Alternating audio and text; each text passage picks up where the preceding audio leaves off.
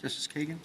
I mean, I suppose the question, Mr. Bursch, is whether these provisions taken as a whole don't do the same thing effectively as the Ariano provisions do. And obviously they're not to that extent. There are not very many statutes with like 16 different exceptions, so it's a little bit harder than Ariano.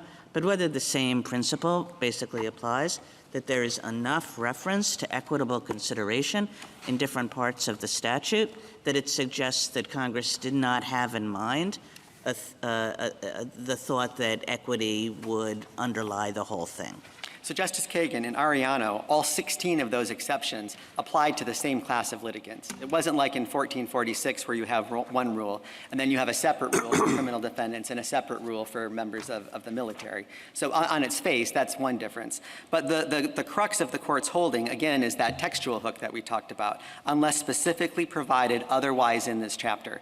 And there are a lot of things Congress could have put in 1446 to make clear that they were excluding equitable authority. They could have used that language. They could have said you have to remove within 30 days without exception. It could have said this is the list of exceptions and there are no others. It could have said in 1447C, we remand if there's a lack of jurisdiction or if you fail to remove within 30 days.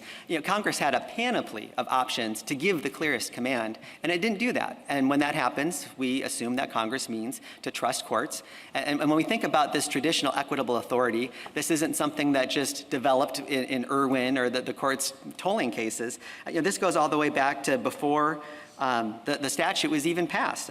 This court's Porter decision from 1946 says unless a statute restricts a court's equitable authority with a clear command, then equitable principles apply with full force. That was 3 years before 1446B was passed. Congress trusts courts to get equity right, and this court can trust district courts to get equity right.